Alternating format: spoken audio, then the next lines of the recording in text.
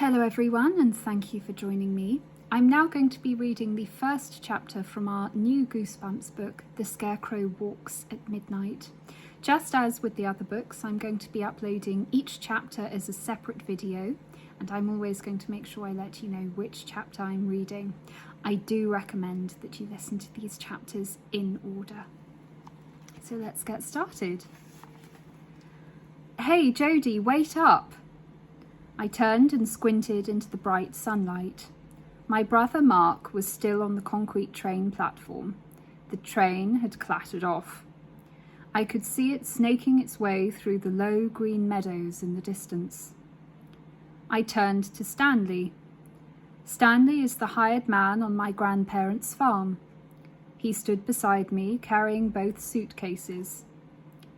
Look in the dictionary for the word slowpoke, I said, and you'll see Mark's picture.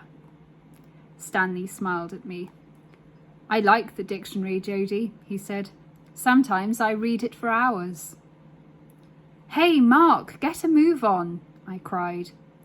But he was taking his time, walking slowly, in a daze as usual.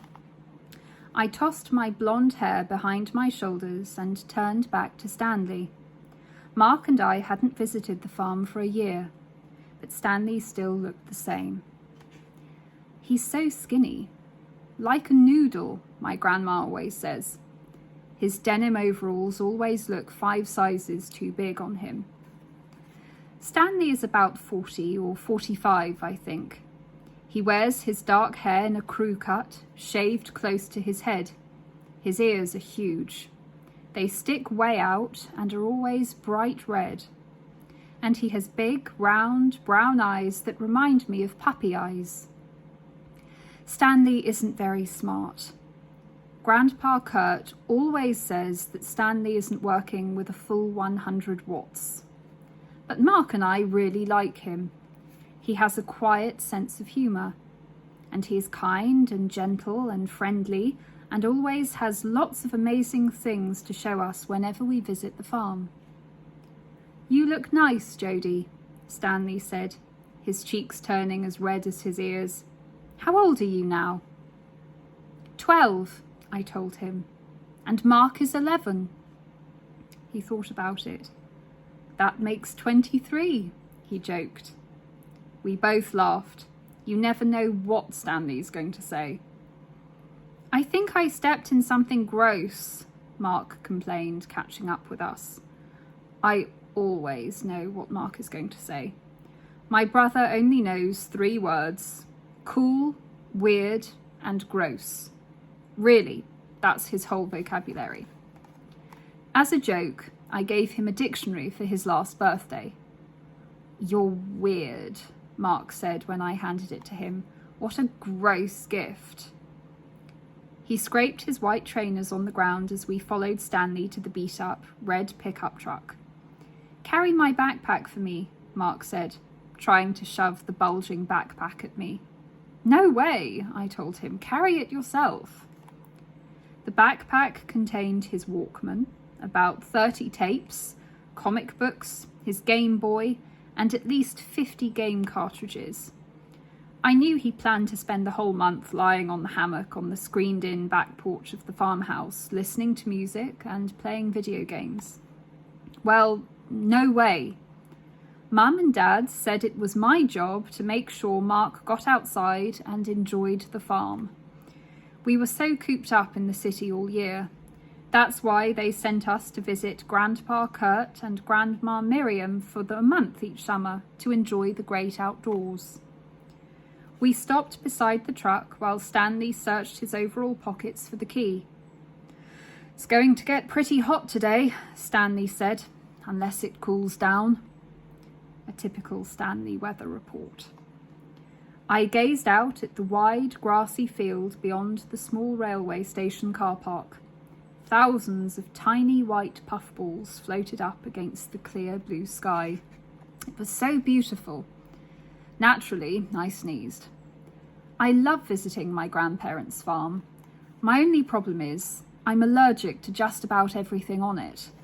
So Mum packs several bottles of my allergy medicine for me and lots of tissues. Gesundheit, Stanley said.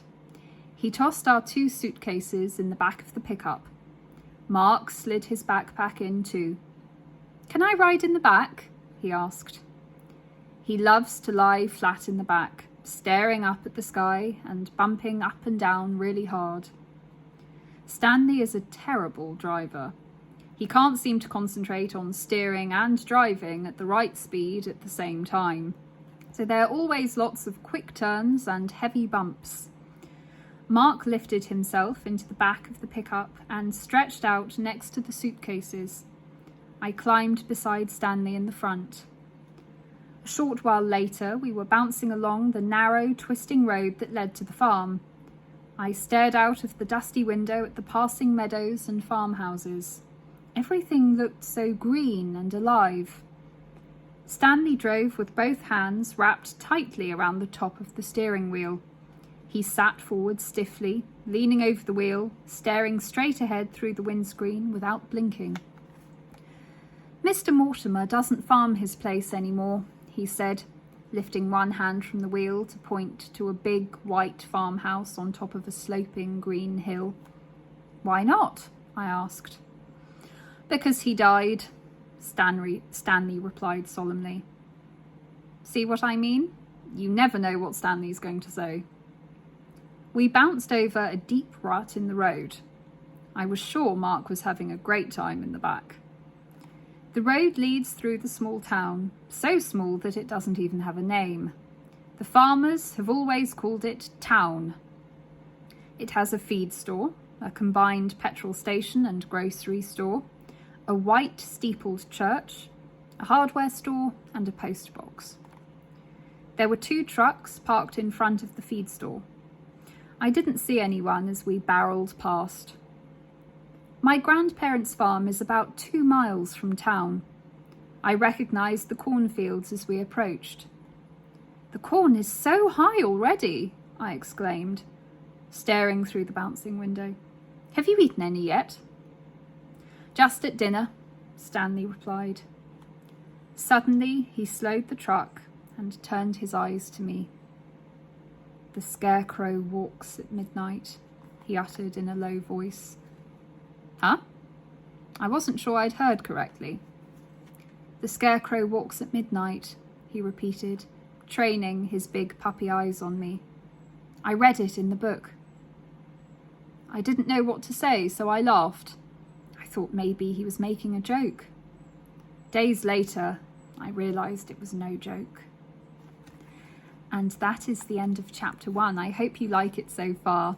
I'm going to be back soon to read chapter 2.